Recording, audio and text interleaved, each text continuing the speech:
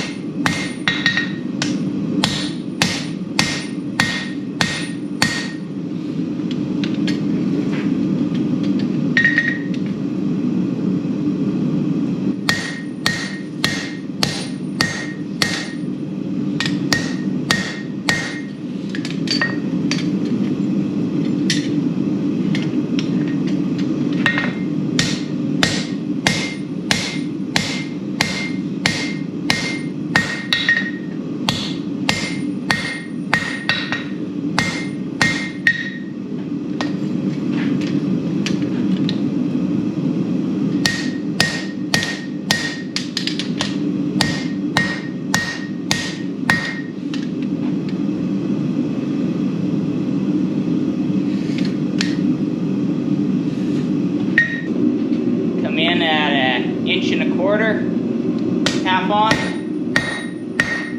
half off, set it down.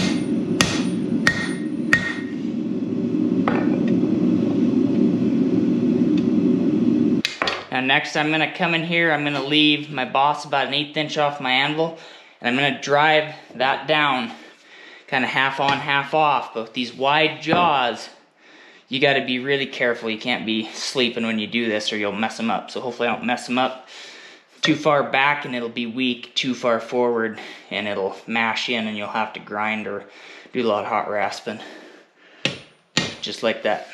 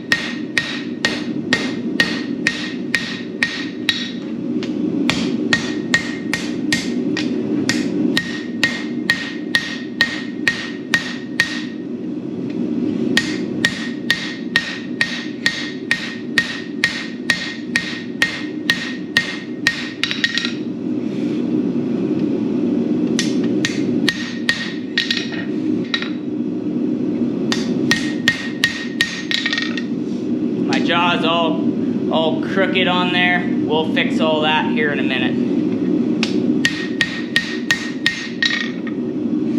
Alright, I made a little mark here just so I can see when I come out of the fire. I made it about 1 1/8 inches on these ones. I'm gonna come in here right at my line on the edge of my anvil, half on, half off, with this step up, and I'm gonna drive that down, just kind of right behind their back.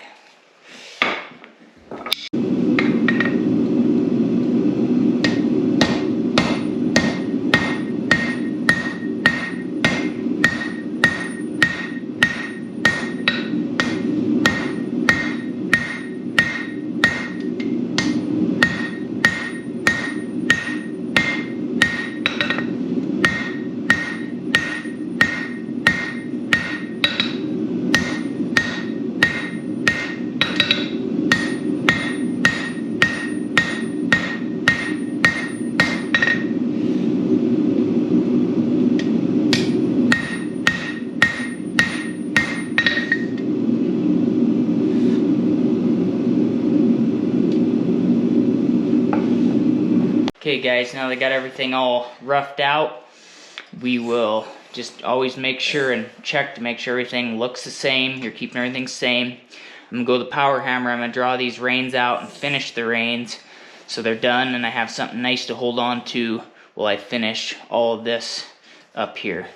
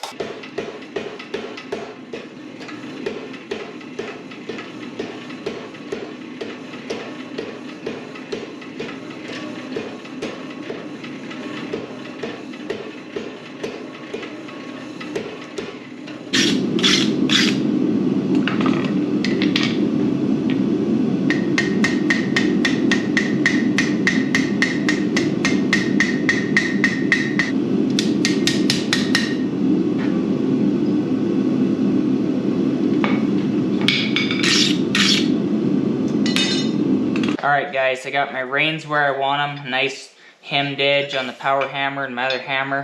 If you can avoid a bunch of hot rasp, why not? So now we are going to come in here, I'm gonna refine my boss, get my boss all where I want it, get my jaw nice and cleaned up, widened out a little bit, and then we will punch our hole, make sure we have everything where we want it, and I will show you how we are going to do the slotted jaws.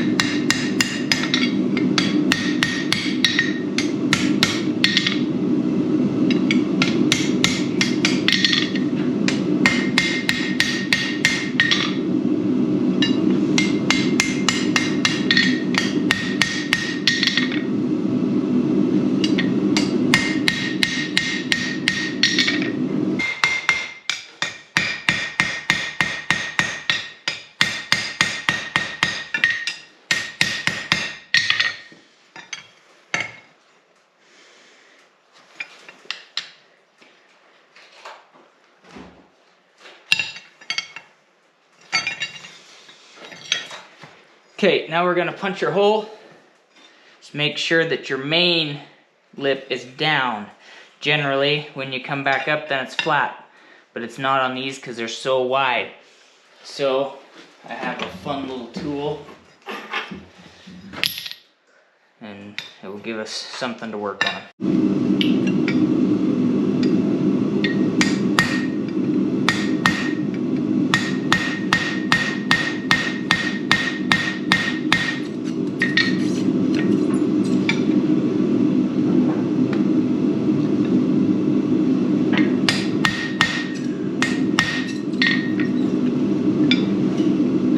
Spot. I'm gonna go right back in the middle.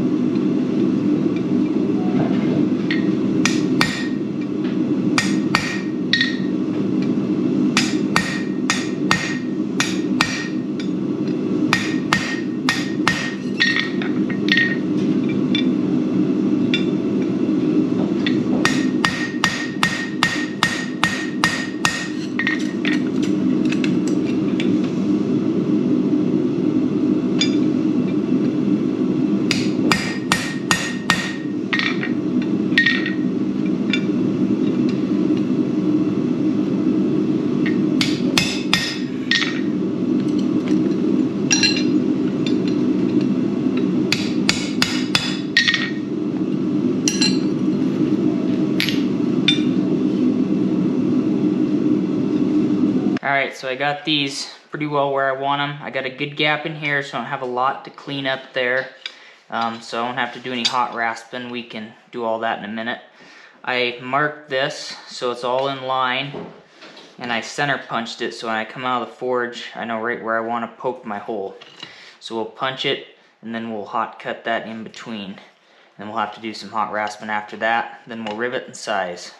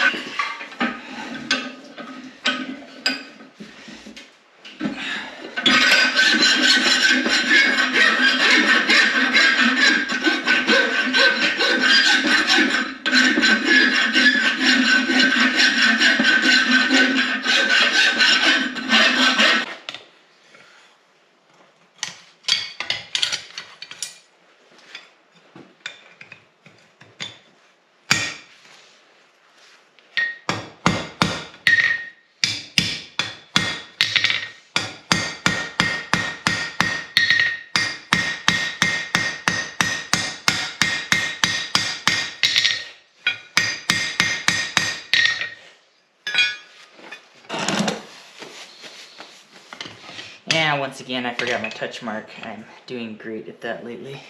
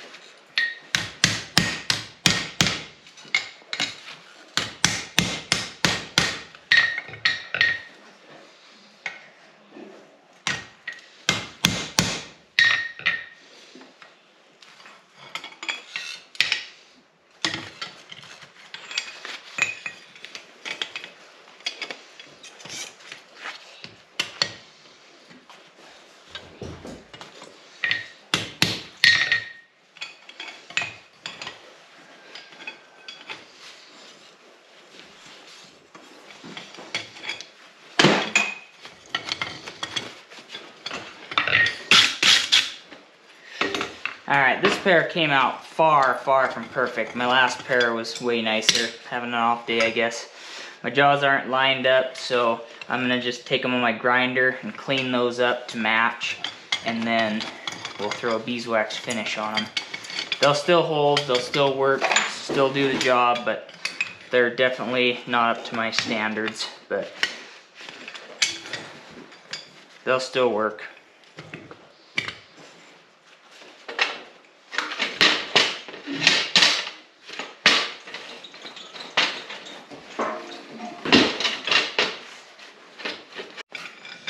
Alright, so I cleaned up my jaws on the grinder, and that helped a bunch. It really made it look a lot nicer.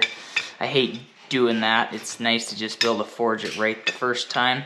They didn't come out too bad. I'm definitely not near as happy with them as my last set. My last set was a lot nicer. They'll still do the job. They grab it really nice. This was a 5/16 hole punch that I cut for that. It's about perfect, and they grab it that way. A little bit, I got a little bit of a gap there. I should have took one final size, so make sure you get that right. I got this side a little thin through here, so make sure and don't do that. Where this is a higher carbon steel, that'll probably last long enough, but just give yourself a little more leadway that way. So